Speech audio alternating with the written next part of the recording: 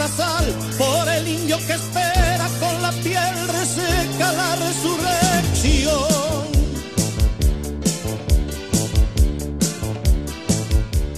Estimados televidentes, tengan todos ustedes muy buenas noches. Seguimos hoy con este programa denominado Convergencia 21, desde donde, en diálogo con el contador y profesor Carlos Ledesma, analizaremos en pequeños bloques la última parte de la disertación del economista, profesor y doctor en economía Aldo Ferrer. La intencionalidad de esta interlocución reside solo en bajar el análisis a nuestra realidad local y regional. En esta oportunidad, mi introducción se basará en las consideraciones del economista Ricardo Aronsky. Es investigador y docente en la Universidad Nacional General Sarmiento y en la Universidad Nacional de Buenos Aires. El actual sistema económico mundial se configuró en torno al surgimiento y expansión del capitalismo industrial, desde el norte de Europa hacia todo el planeta. Las potencias centrales, recordemos, que contaron con diversos instrumentos de dominación. En el terreno de las ideas, por ejemplo, difundieron a nivel internacional el pensamiento de Adam Smith y de David Ricardo. Lo de Smith y Ricardo, el pensamiento era que el libre mercado, es decir, la economía sin regulación estatal, era la forma más eficiente de organización económica interna. Y justamente a través de la División Internacional del Trabajo sostenían que era la forma más eficiente de repartir la producción entre las naciones y que éstas alcanzaran su bienestar en los más altos niveles, desde la concepción económica de estos pensadores. De esta manera, iniciamos el tratamiento de este programa con la presencia del contador Carlos Ledesma. Los invito, como siempre, a seguirnos. Patria, 20.000 años patria, madre por la vida y la muerte, sangrarás por la carne y el alma.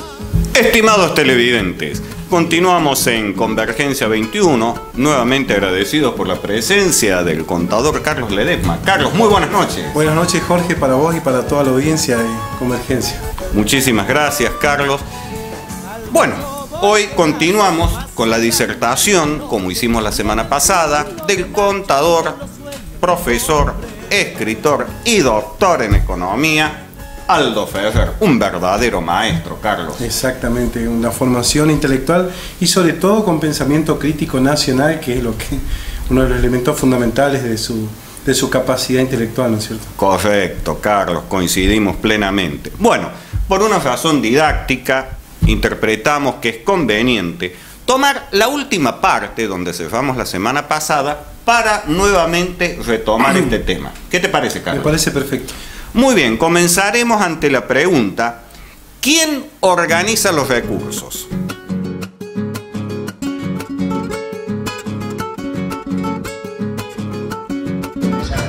La experiencia histórica es absolutamente concluyente. Es decir, en este debate de quién organiza los recursos, es decir, desde afuera o en el ejercicio de la soberanía, la respuesta histórica es absoluta. No hay ningún caso de desarrollo en la historia mundial de un país que se ha desarrollado desde afuera.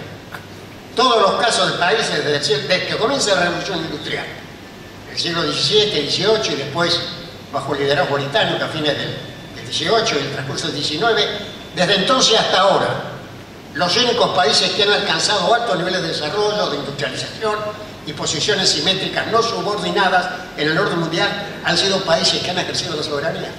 No hay ningún caso de un país exitoso que no lo haga.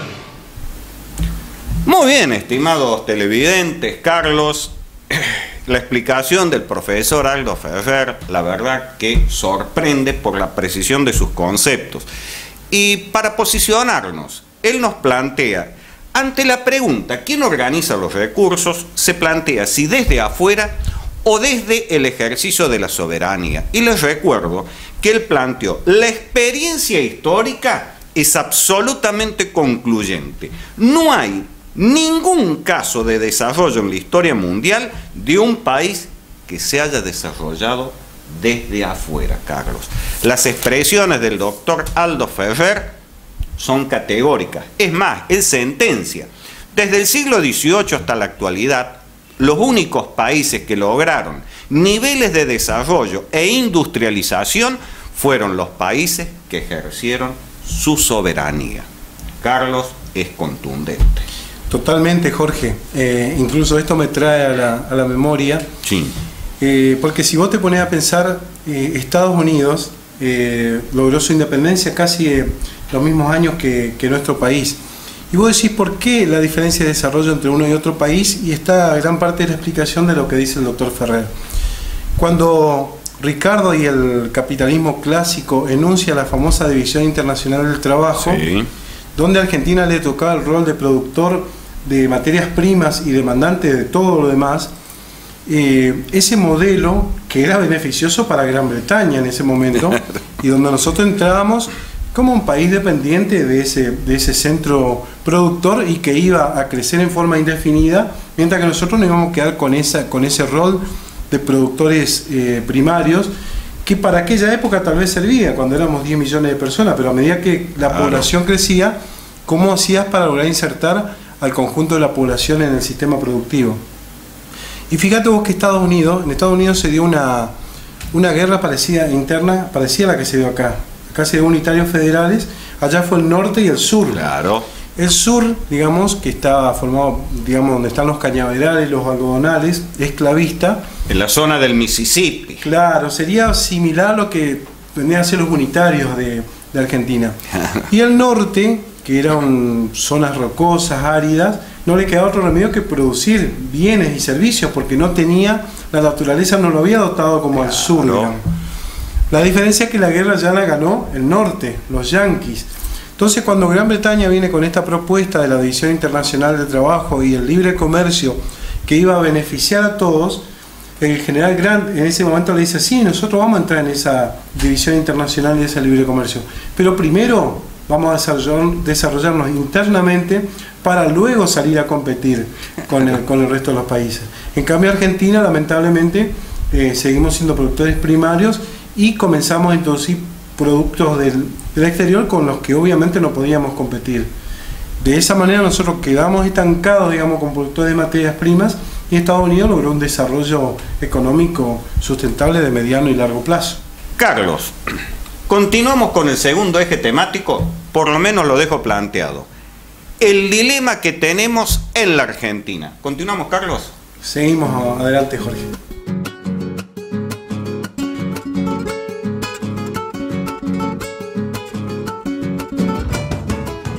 Y entonces este es el dilema que tenemos en la Argentina. Nosotros que hemos vivido mucho tiempo al margen de una concepción nacional del desarrollo y hemos aplicado políticas absolutamente depredatorias, verdaderos genocidios industriales, se han producido un deterioro económico y social sin precedentes. Entonces tenemos que buscar otra vez encauzarnos en el marco de las políticas nacionales. Y en ese sentido, desde la salida de la crisis el país tomó otro rumbo.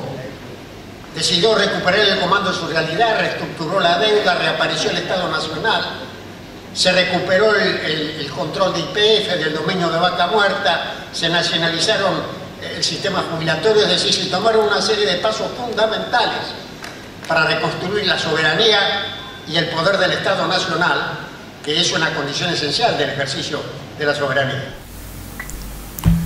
Muy bien, Carlos.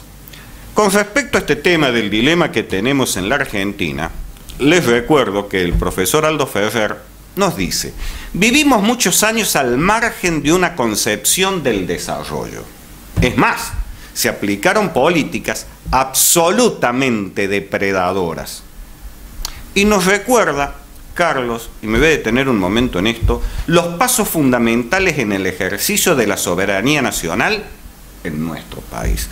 El primero, se decidió tomar el comando de sus realidades. El segundo, se reestructuró la deuda externa. El tercero, reapareció el Estado Nacional. Exactamente. Cuarto, se recuperó el control de YPF. Quinto, el dominio de vaca muerta. Y sexto, se nacionalizó el sistema jubilatorio. Todos los mencionados anteriormente fueron los pasos fundamentales para reconstruir la soberanía y el poder del Estado Nacional. Qué importantes reflexiones que aquí aportan. Pero absolutamente, y creo que en cierto modo engloban el proceso histórico de Argentina que comienza en los 70 y que llega hasta la actualidad, con todo, donde se dan todas estas variables para bien y para mal. En primer lugar, Argentina en la década de los 70 era un país que tenía severos problemas políticos, fundamentalmente enfrentamientos ideológicos. Vos recordarás, Jorge, que en esa época el peronismo como movimiento tenía muchas vertientes, tanto de izquierda como de derecha. Bueno, lo que todo el mundo conoce, enfrentamientos incluso de sectores armados, pero eran problemas políticos, digamos, por una pelea por el poder, digamos, pero económicamente no era un país que estaba mal. Nosotros teníamos una deuda absolutamente manejable. Claro.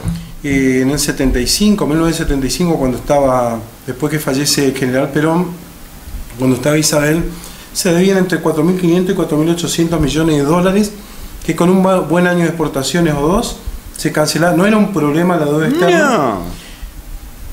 Y todo esto comienza a cambiar a partir del 24 de marzo del 76, Sí. con el proceso autodenominado de reorganización nacional, donde crece en forma exponencial la deuda externa. Sí. Y para colmo, esta deuda que se generó también, donde el grueso fue a manos privadas, que incluso la sacaron del país depositándolo en paraísos fiscales, Sí. y que a partir del año 1981 aproximadamente, en ese entonces presidente del Banco Central, Domingo Cavallo, que después lo vamos a ver en todos los procesos históricos económicos, Sí. logró lo que se llamó la nacionalización de la deuda, es decir, deuda que era privada, a través de la emisión de bonos del Estado lo transformó en deuda externa de todos los argentinos. Deuda pública. Carlos, por favor, permíteme un instante, porque acá es fundamental que esto a usted, señora, señor, le queden claro. Es como si un vecino nuestro, cualquiera, saca un crédito, 200 millones de dólares, lo saca del país, algún paraíso fiscal, y esa deuda deja de ser privada y se transforma en deuda del Estado Nacional que tenemos que afrontar todos, para que este concepto pero quede bien claro. No es que usted tome una deuda privada y lo tiene que ir solventando usted con la generación de producción, de trabajo y de ganancia para devolver las cuotas y amortizar el capital más intereses. No, se llevaron literalmente el dinero del país. Disculpa, Carlos. Sí. Exactamente, yo creo que vos en forma gráfica lo dijiste perfectamente para que se entienda bien cómo es el tema, porque encima son recursos que no vinieron a parar a nuestro país, de donde vos que podés generar los mismos, como puede ser en Brasil, que tenía una estructura industrial indudablemente importante, o sea, tenía la deuda, pero tenía la posibilidad de generación de ingresos. Cuando se van los militares y llega el gobierno del doctor Raúl Alfonsín, ya la deuda externa había crecido de 4.800 millones de dólares a 46.500 millones de dólares, y algunos hablan un poquito más por los intereses de vengado. Claro, sí. Casi 48.000 millones de dólares. Algo que condicionaba las democracias a cualquier gobierno. Claro. Y que generó también la pérdida de ese pensamiento, del diseño de las políticas nacionales. Porque a partir de ahí comienza a entrar en el escenario las famosas políticas del Fondo Monetario Internacional. Sí. Que tiene que ver con lo que dijiste al principio. Al fondo no le interesaba que Argentina se desarrolle, sino que le interesaba que pague esa deuda externa. Y ya vamos a llegar más a abordar este tema mientras avanzamos con la ponencia del profesor Aldo Ferrer. Lo dejamos ahí latente por ahora. Totalmente. Continuamos, Carlos. Ahora el eje temático es, en este escenario vuelven a aparecer los problemas.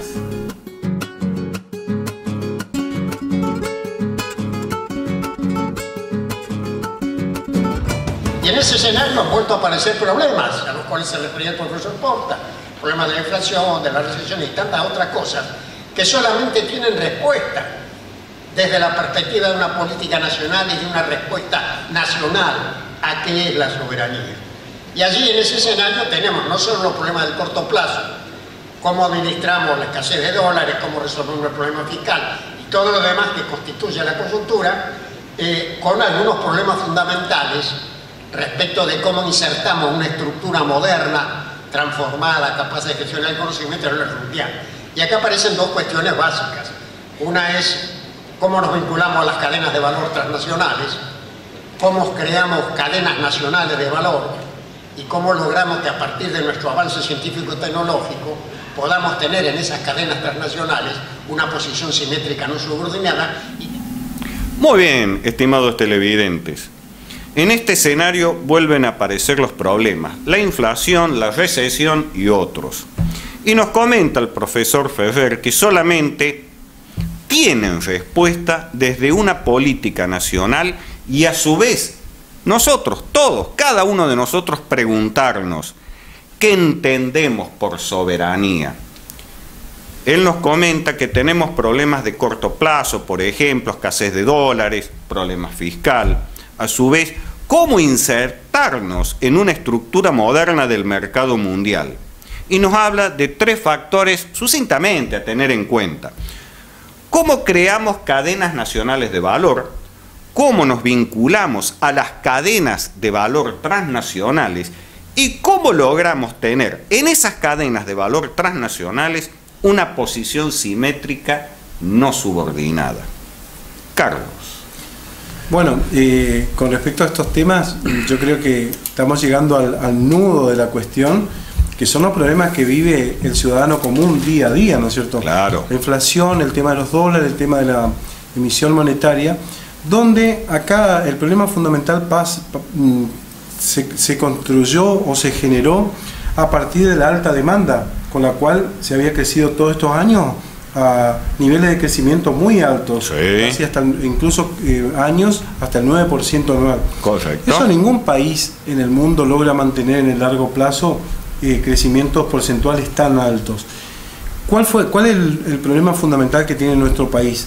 Y que esto es un círculo vicioso que se da en forma cíclica, porque si vos estudiás la economía argentina en los últimos 50 años, sí, hace lo que se llama la función seno matemática, sí, que el dibujito, digamos, donde tenés una la campana de Gauss. Exactamente, una parcela de crecimiento. Luego ese crecimiento comienza a hacerse cada vez más lento y hasta que llega a una etapa donde decrece.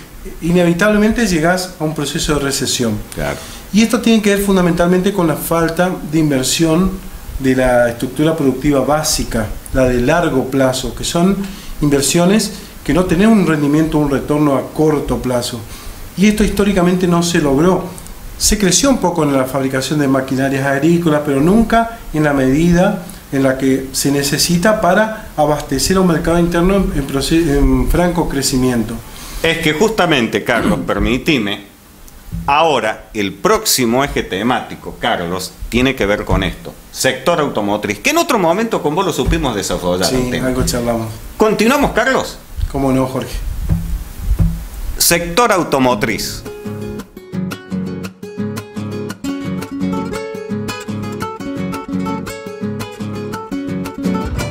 Que no nos pase lo que nos pasa, por ejemplo, en el sector automotriz, que las autopartes que construimos en un mercado en el cual todas las terminales son filiales y que nos reducen a la construcción de autopartes del segundo escalón tecnológico. Porque como continuamente cambia el contenido de los bienes y de las autopartes, estamos corriendo siempre atrás del cambio técnico y por lo tanto aumenta continuamente el déficit de autopartes. Por eso tenemos que sustituir el concepto de sustitución de importaciones. No se trata solo de sustituir lo que tenemos ahora, se trata de tener capacidad de prever lo que va a venir y sustituir lo que va a venir.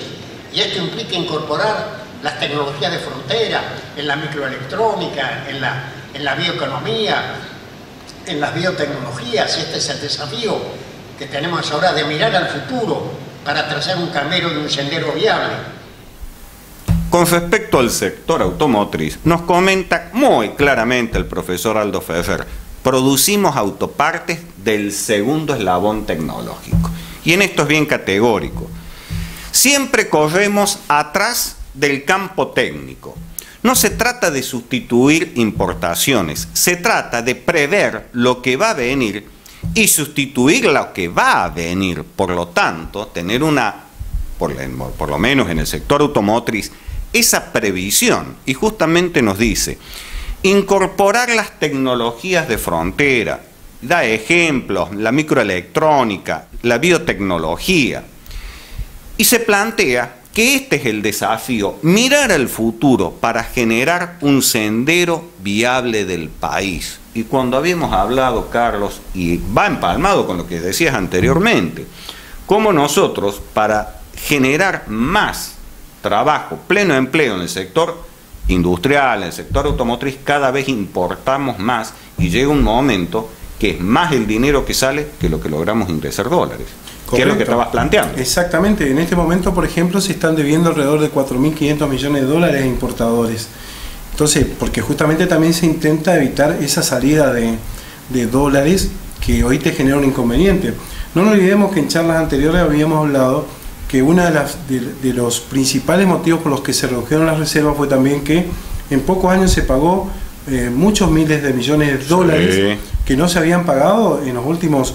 Es decir, nosotros hoy necesitaríamos, en principio, una refinanciación a mediano y largo plazo de nuestra deuda externa, o sea, pagar el interés correspondiente, razonable, no usurario, lograr un proyecto de mediano y largo plazo en la amortización de la deuda y comenzar a generar inversiones, tanto en tecnología como en el desarrollo o fabricación de algunos implementos que sirven para esta industria autopartista, pero esto sin recursos no lo podéis hacer.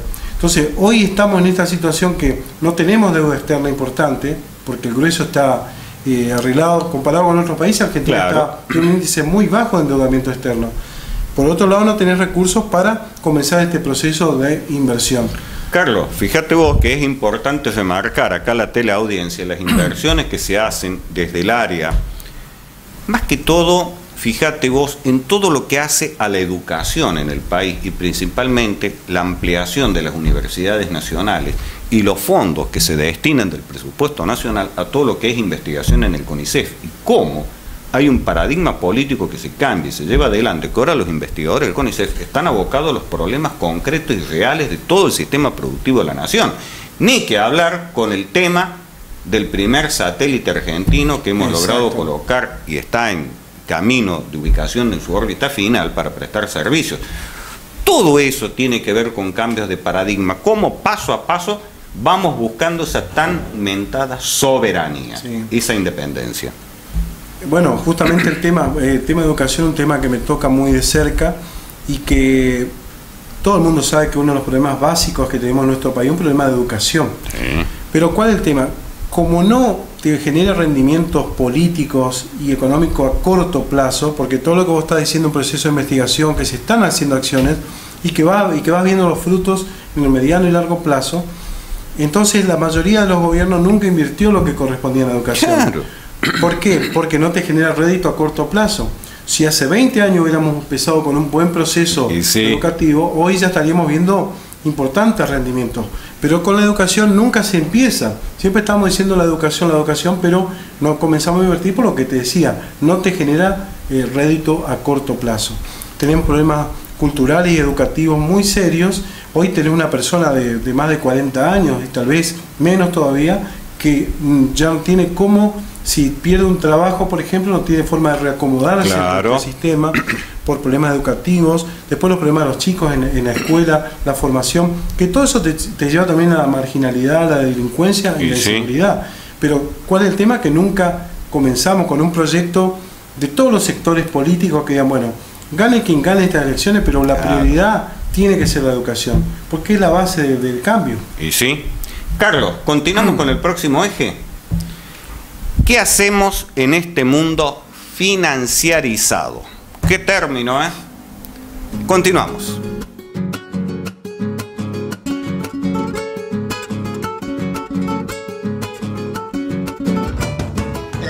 Y el otro gran interrogante es el que está planteado en la pregunta: ¿qué hacemos en este mundo financiarizado, donde el capital financiero adquirido desde las reformas del presidente Reagan en Estados Unidos y la señora Thatcher en Inglaterra, un predominio fenomenal? ¿Cómo nos manejamos? Y lo que está muy claro allí, que lo que no hay que hacer es caer en la trampa del endeudamiento, porque el país que está endeudado literalmente renuncia a su soberanía nacional. Nosotros, en tiempos de la deuda, la política económica consistía en transmitir señales amistosas a los mercados para seguir tomando deuda para pagar deuda. Literalmente no teníamos soberanía nacional. Entonces, lo fundamental es cómo nos ubicamos en este escenario. Y aquí tenemos una serie de problemas, que es la movilización del ahorro interno, en primer lugar, como una fuente fundamental de los recursos. Y en la medida en que el país consolida su solidez macroeconómica, también puede venir crédito del exterior. Pero lo fundamental es el ahorro interno.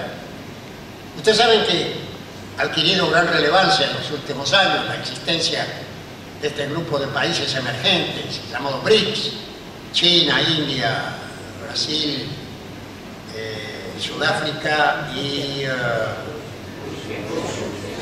Rusia. Bueno, este grupo de países ha decidido crear un banco y ha generado una gran expectativa, el Banco de los BRICS. El Banco de los BRICS tiene un capital propuesto de 100.000 millones de dólares, un capital integrado de 50.000 millones. Bueno, nosotros, con el ahorro argentino que se ha ido del país, está en el colchón y en el exterior, podemos armar 2 bancos BRICS nuestros propios. Es decir, que nuestro problema no está en pasar la gorra y buscar la plata afuera.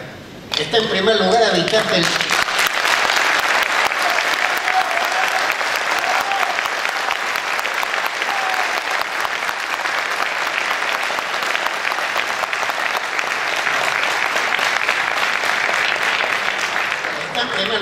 lograr que la plata no se vaya a partir de la solidez macroeconómica y que nos convenzamos que el lugar más rentable y seguro para invertir el ahorro argentino es la Argentina.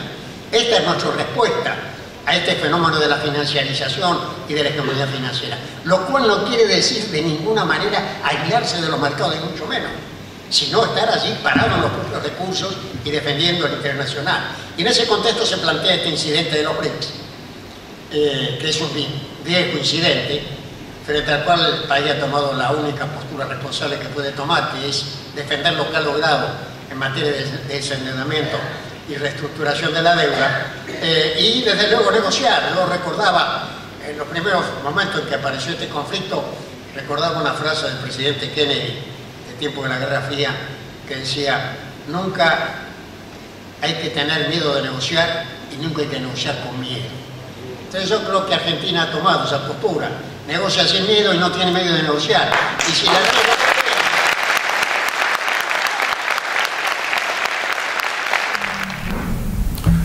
Muy bien, ¿qué hacemos en este mundo financiarizado? Y nos va recordando el estimado profesor Aldo Ferrer ya las reformas llevadas adelante en la administración de Ronald Reagan en los Estados Unidos, Margaret Thatcher en Inglaterra, sobre los cuales el capital financiero adquirió un enorme predominio. Lo que queda claro es no caer en la trampa del endeudamiento. Y recordemos esa falacia enorme que nos vendieron, que para tener señales amistosas a los mercados debíamos pedir más créditos. Fíjense qué círculo vicioso que se había generado. Lo que queda claro es no caer en la trampa del endeudamiento, no perder soberanía nacional, no pedir más deuda para pagar deuda contraída, nos habla el doctor Aldo Ferrer. Qué épocas nefastas. Sí, sí, totalmente. Bueno, no nos olvidemos que también en esos periodos no había una política nacional, sino que era justamente una extorsión lisa y llana, sí, en cuanto a donde vos refinanciabas con distintos instrumentos, digamos, pero en definitiva lo único que generaba era una mayor carga de intereses que te hacía cada vez más inviable poder convalidar el pago de esa deuda con el desarrollo de que hablábamos hoy, que ese desarrollo implica no solamente crecer, sino mejor educación, mejor salud, mejor justicia, mejor calidad de vida para el conjunto de la población. Entonces era imposible congeniar el pago de esa deuda, que era cada vez, se hacía como una bola de nieve, claro, con el desarrollo de los argentinos. Pero estábamos en el marco también de políticas del Fondo Monetario, que hace poquito escuchaba las políticas dictadas para los griegos, sí, y son las mismas que hace 30 años más o menos de Argentina, que no dieron ningún resultado, aparte que Dios los libre y guarda a los griegos. Ocupación. Entonces, nunca lo que hablábamos hoy, desde afuera, cada uno defiende sus propios intereses. O sea, no olvidamos que el Fondo Monetario Internacional o los sectores financieros internacionales vengan a que les importe nuestro desarrollo. A ellos lo que les importa es maximizar la rentabilidad de sus capitales. Carlos, continúa el profesor Aldo Ferrer recordándonos las respuestas a estos interrogantes. Primero, la movilización del ahorro interno. Segundo, la consolidación y la solidez de la macroeconomía, porque de esta manera vendrán créditos del exterior. Y tercero, saber ubicar los créditos externos, como bien mencionaste vos, el caso de Brasil, o en la industria o en infraestructura. La infraestructura vial, la inversión que tiene Brasil es cuantiosa. En las últimas décadas surgen los BRICS. Nos plantea que quieren crear un banco. Y nos recuerda el estimado profesor Aldo Ferrer, con los ahorros internos de nuestro país, los que se llevaron al exterior, los que están en el colchón, tendríamos 2 bancos propios. Se hablaba de un monto estimativo de 100.000 millones de dólares. 200.000 también. Lo que pasa es que todos son cálculos que se hacen en base a los flujos de capitales, porque obviamente que no está registrado en ningún lado formalmente, pero se habla hasta de 200.000 millones de dólares de capitales argentinos depositados fuera del país. En los paraísos fiscales, donde no te preguntan si esa plata es del contrabando, del narcotráfico, o la trata de personas o la venta de armas. Entonces, ahí están tranquilos porque lo único que hacen es con esos intereses. Y fíjate vos lo que sentencia y que se ganó tantos aplausos en este momento de la disertación. Nuestro problema no está en pasar la gorra y buscar plata afuera. Para que más de uno comprenda, en las grandes ciudades, la Ciudad Autónoma de Buenos Aires, Córdoba, Rosario, Santa Fe, usted camina por la peatonal y va a ver a artistas, sea músicos, cantantes, artistas plásticos que están haciendo alguna obra. Payasos. Claro, y usted pasa, se queda mirando un poco y los muchachos pasan la gorra y la gente hace una contribución, una donación. Y acá Aldo Ferrer lo sintetiza claramente. Podríamos tener 2 bancos propios. Bueno, continúa diciendo nuestras soluciones. Primero, lograr que la plata no salga a partir de la solidez macroeconómica. Lo vuelvo a repetir. Y segundo, mentalizarnos que el lugar más rentable y seguro para nuestros ahorros es la Argentina. Continúa diciendo, esta es nuestra respuesta al fenómeno de la financiarización y la especulación financiera, lo que no significa aislarse del mercado ni mucho menos, todo lo contrario, dentro de los mercados, sobre nuestros recursos, bien parados sobre nuestros recursos y sobre el interés nacional. Fíjate vos cómo vuelve a recuperar ese concepto de la soberanía y tener nosotros el comando de nuestros recursos energéticos, sea por el petróleo, que lo pueda manejar el Estado a través de la voluntad del pueblo. Bueno, y ese es uno de los temas culturales más difíciles de cambiar. Sí. Porque la canalización del ahorro es tan difícil porque es un país extremadamente dependiente del dólar. Vos viste que la mayoría de la gente está desesperada por ahorrar en dólares, no en pesos. Yo supe hablar en la columna Conciencia, Carlos, que es un tema cultural. Yo no me imagino un japonés corriendo a comprar dólares. Él respeta su moneda, el yen. Un brasileño. Un brasileño. Sí. Todo esto converge en toda esta problemática. Disculpa, pero me pareció importante recordar este concepto de lo que es una concepción cultural. Es un problema cultural, porque vos le podés brindar un montón de sensación de seguridad, una buena tasa, una legislación que lo ampare, pero en el fondo, en el subconsciente de la persona, del que ahorra, muchas veces está eso de la famosa corrida al dólar. Tal vez porque muchos años se lo engañó, digamos, no nos olvidemos los corralitos y todo lo demás, entonces por ahí prefieren tener bajo el colchón ese papel, digamos, que en un banco que dice el día de mañana me puede pasar lo mismo, que todo esto herencia del 2001, ¿no? Claro, y que justamente son los dólares que necesitamos para reinvertir y seguir generando más trabajo genuino. Y nos recuerda con respecto a los fondos buitres, Carlos, las palabras del expresidente John Fitzgerald Kennedy, cuando él planteó, durante los años de la Guerra Fría, nunca hay que tener miedo para negociar y nunca hay que negociar con miedo. Y nos recuerda, Argentina ha tomado una postura correcta, defender su soberanía.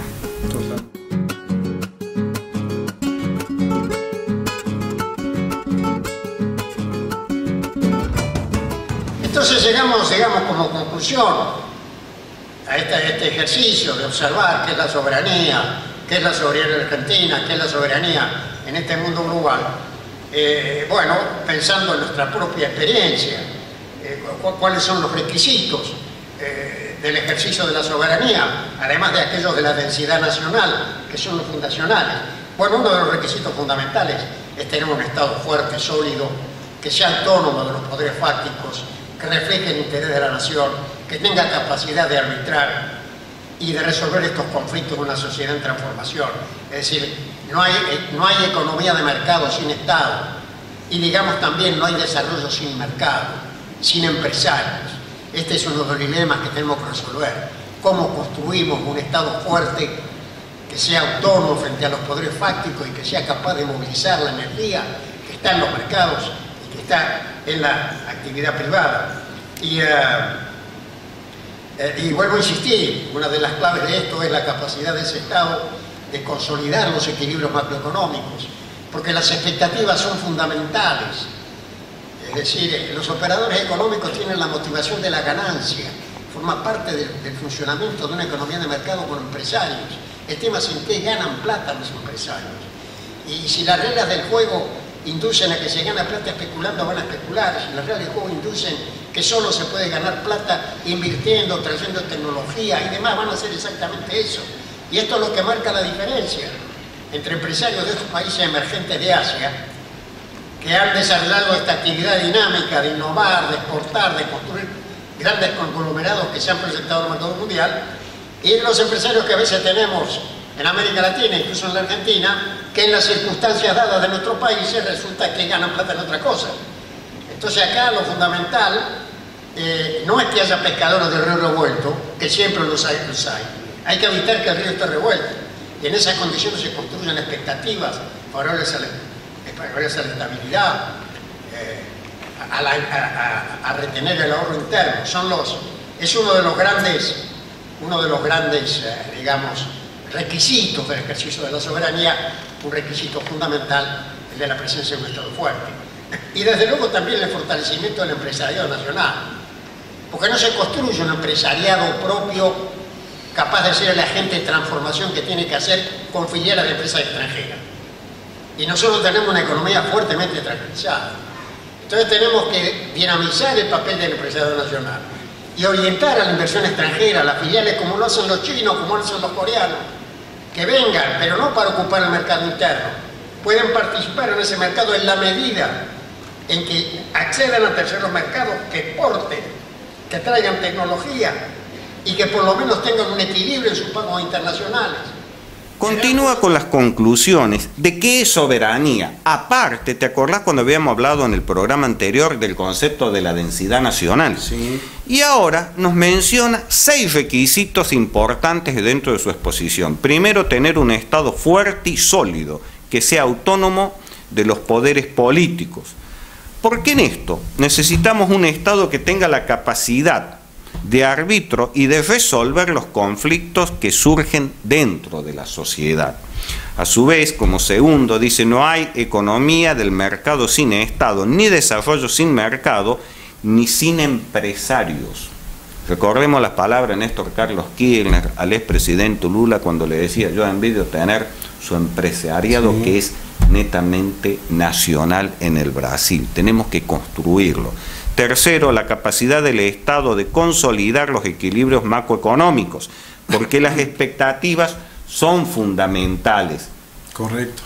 Cuarto, determinar muy bien las reglas de juego. Si los empresarios ganan plata con la especulación o invirtiendo en tecnología y capital de trabajo genuino, El Estado debe ir generando esas pautas claras.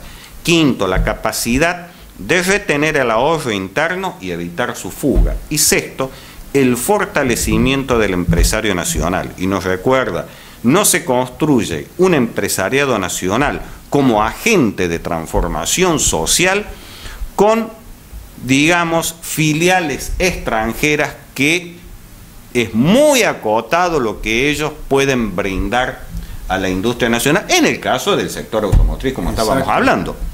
Ahí yo creo que el doctor Ferrer tampoco no menciona explícitamente, pero queda dando vueltas la idea, ¿cómo se generan las expectativas? Las expectativas se generan no solamente con medidas económicas, sino con un discurso, y cuando aparece el discurso, un elemento fundamental lo juegan justamente los medios de comunicación. Claro. Y ahí vemos que hay periodistas que más que generar un debate, pensar los temas, o tratar de ser un análisis objetivo de las expectativas, lo que hacen es muchas veces vender, digamos, eslogans o medidas que benefician a un sector de la sociedad. Entonces, el conjunto de la sociedad está mamando eso todo el tiempo, claro. Y si todo el tiempo te están diciendo que el dólar se va a ir a las nubes o que este gobierno no va a llegar entonces actúa en consecuencia. Yo creo que también la ética de una gran parte del periodismo se puso en estos últimos años, se puso al desnudo. Indudablemente. O sea, dime quién te paga y te diré cómo piensas, ¿no es cierto? Exacto. Carlos, vamos al próximo eje. El gran problema es nuestra falta de divisas es estructural. Repito, el gran problema de nuestra falta de divisas es estructural. ¿Lo escuchamos al doctor Ferrer?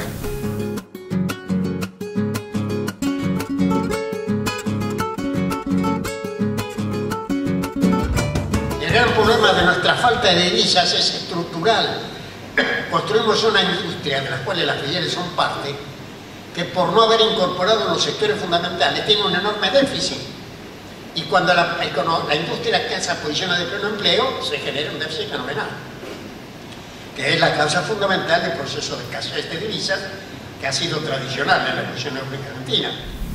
Bueno, muy bien. Ante esta situación, el gran problema es nuestra falta de divisas estructural.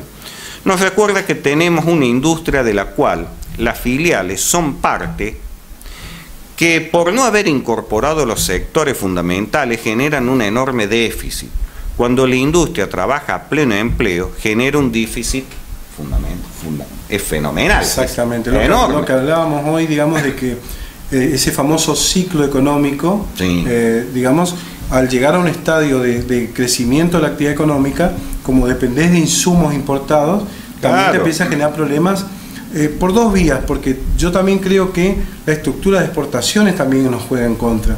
Nosotros somos un país que exporta el grueso de lo que consume, carne, cereales. Claro. Entonces, si vos crecés económicamente, demandás internamente más también, y a su vez tenés que generar producto para exportar y para el consumo interno. Claro. Y eso te empieza a generar problemas de inflación interna o de insuficiencia para la exportación o para los lotes para consumo interno. Si a eso le sumas los problemas de la balanza de pagos por las importaciones, comienza a ser un cóctel que te empieza a generar, o sea, el crecimiento también te genera inconvenientes. Claro, genera todo este tipo de situaciones de la denominada tensión social, que a veces la gente dice, ¿por qué tanta rispidez o crispación? Es propio de un país que está en desarrollo. Esto no es un fenómeno exclusivo nuestro, ha ocurrido en todos los países que actualmente los consideramos desarrollados y que tenemos que tener la madurez cívica de poderlo sobrellevar y salir adelante, porque si no estamos como en una sociedad en el estadio de la adolescencia, no hemos terminado de crecer. Bueno, continuamos para terminar el problema del fortalecimiento del empresario nacional y de la erradicación de las filiales. ¿Lo escuchamos al doctor Ferrer, Carlos? ¿Cómo no?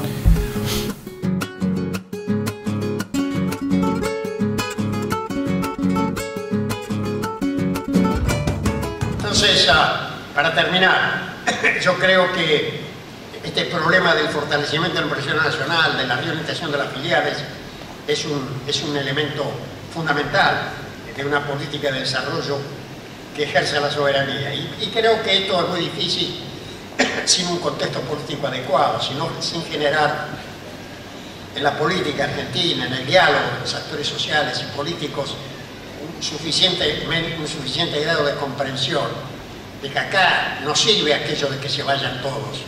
Acá lo único que sirve es quedémonos todos a construir el país posible, de una economía potente en la cual hay lugar para todos los que ocupamos el territorio nacional. Así que creo hay allí todo un desafío de la ingeniería política de desarrollo, y uno podría llegar a decir que en realidad nuestros principales problemas no son económicos, sino que son políticos.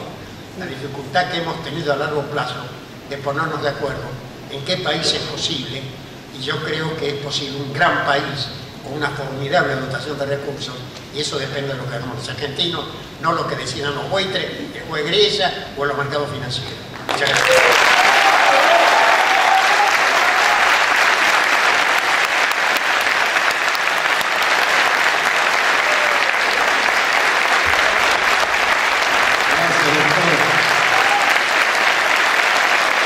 Cuando el doctor Pfeffer nos habla de este problema del fortalecimiento del empresario nacional y de la erradicación de las filiales, y nos aclara que son elementos fundamentales de una política de desarrollo que ejerce la soberanía.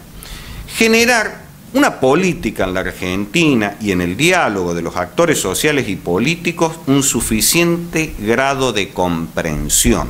Es más, nuestra tarea, Carlos, es transmitirle a usted, señora, señor televidente, la comprensión de qué se está hablando cuando usted escuche el alcance verdadero de todo este tipo de expresiones. El doctor Pfeffer nos recuerda en una época triste en la que decíamos que nos teníamos que ir todos, y él nos recuerda algo fundamental: quedémonos todos a construir un país posible.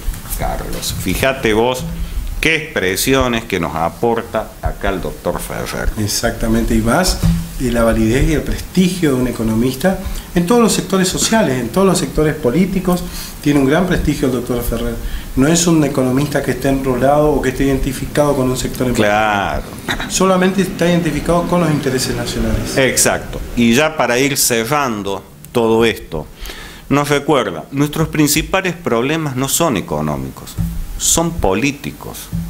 La dificultad que hemos tenido a largo plazo en ponernos de acuerdo, en pensar qué país es posible. Y él nos dice, yo creo que es posible un gran país.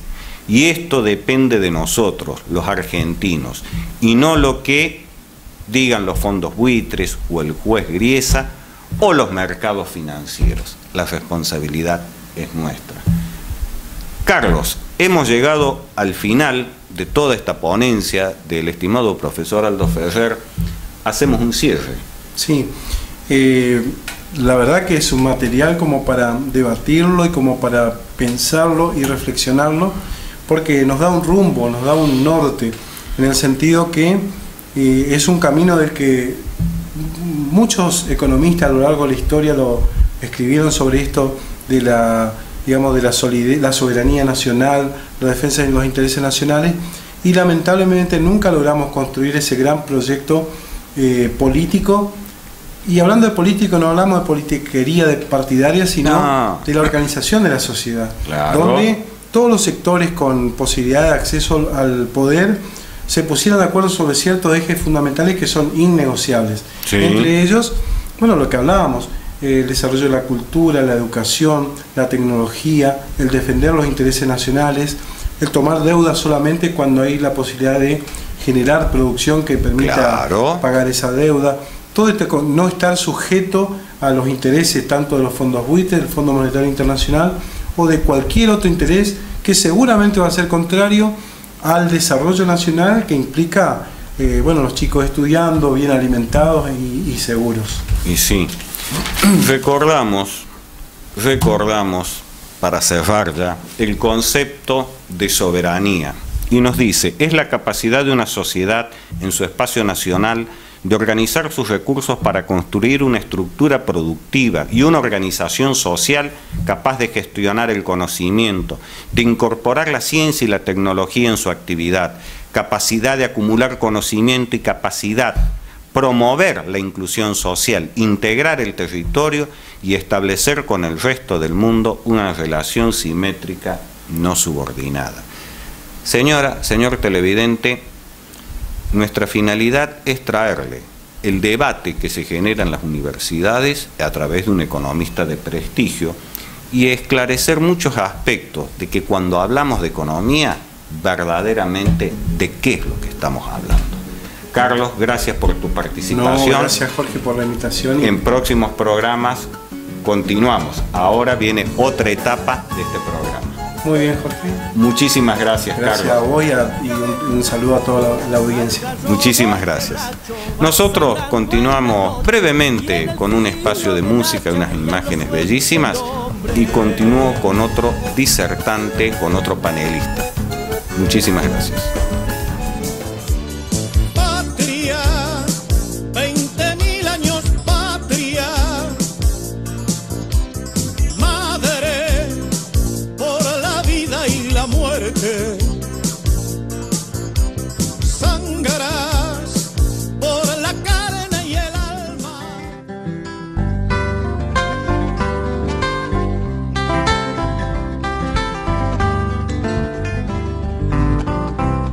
Mire que es lindo mi país paisano, si usted lo viera como yo lo vi. Un cielo limpio repartiendo estrellas, la madre tierra cunando el maíz. Un cielo limpio repartiendo estrellas, la madre tierra cunando el maíz.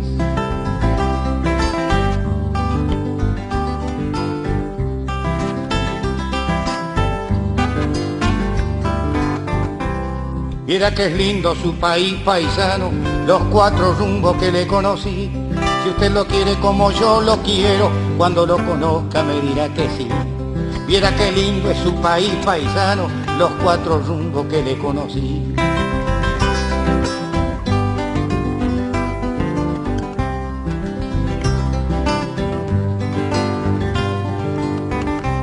Viera qué lindo este país paisano, venga conmigo y no me mire así. Si le han vendido una postal de afuera, mire primero lo que tiene aquí. Viera qué lindo este país paisano, venga conmigo y no me mire así.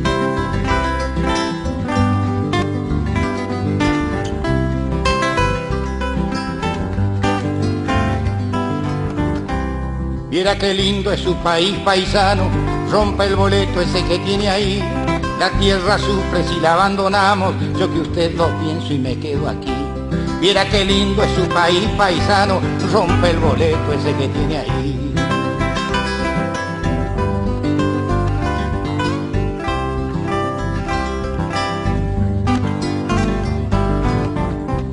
Viera qué lindo mi país paisano, si usted lo viera como yo lo vi, comprendería el por qué le pido lo que le pido cuando canto así. Viera qué lindo es mi país paisano, si usted lo viera como yo lo vi, comprendería el por qué le pido lo que le pido cuando canto así. Viera qué lindo es mi país paisano, si usted lo viera como yo lo vi, comprendería el por qué le pido lo que le pido cuando canto así. Viera qué lindo mi país paisano, si usted lo viera como yo lo vi, comprendería el por qué le pido lo que le pido cuando canto así. Viera qué lindo es mi país paisano, si usted lo viera como yo lo vi, comprendería el por qué le pido lo que le pido cuando... Patria, 20.000 años patria, madre por la vida y la muerte, sangrarás por la carne y el alma. Muy bien, estimados televidentes, espero que les haya llegado en forma clara todos estos conceptos del Dr. Pfeffer. Es de reconocer que el nivel del abordaje es a títulos de grado y de posgrado, por eso la complejidad de este tema, y es una complejidad natural. Nuestra finalidad es bajar líneas para que todos podamos comprender de qué se trata.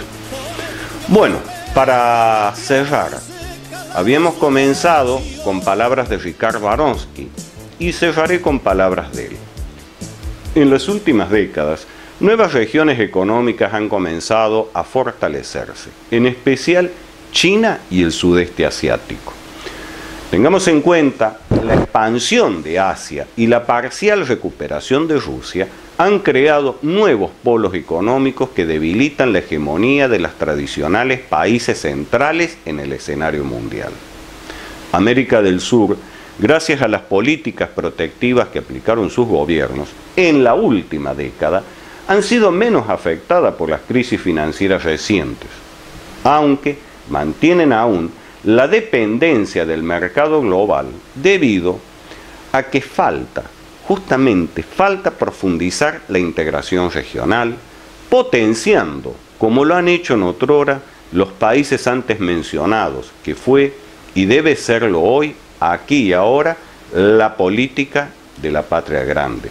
Sucintamente, otro eje a destacar es cómo el profesor Ricardo Aronsky nos marca claramente ese cambio, esa mutación de dos grandes instituciones supranacionales como es el Fondo Monetario Internacional y el Banco Mundial, que justamente se iniciaron con un objetivo y a través de las décadas fueron mutando y ahora son quienes dirigen a los demás países sus economías. Todos estos aspectos es importante tenerlo en cuenta en el momento de repensar qué entendemos por soberanía en tiempos de globalización. Otro aporte a pensar es plantearnos la pregunta: ¿cómo podemos salir adelante de todas estas cuestiones de las cuales hemos abordado? Y como respuestas a tener en cuenta, la primera, desarrollar fuertemente lo científico y tecnológico, hecho que Argentina ha puesto ya de manifiesto.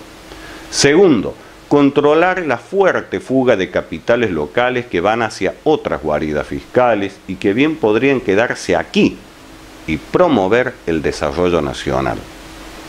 Para pensarlo, ¿sí? Textuales palabras de Ricardo Aronsky, recordemos que es profesor, licenciado, tiene una maestría en economía, a través de su texto Breve Panorama de la Economía Internacional, páginas 48 y 49, Cuadernos por una nueva independencia. Panelista justamente de la Comisión número 7, Soberanía y Política Económica. Foros por una nueva independencia. Nuestro agradecimiento, como siempre, al Ministerio de Cultura de la Nación por tan importante material aportado. Será hasta el próximo lunes. Muchísimas gracias. Patria, 20.000 años patria, madre por la vida y la muerte. Sangrarás por la carne y el alma, por el cielo y el mar, el azúcar, la sal, por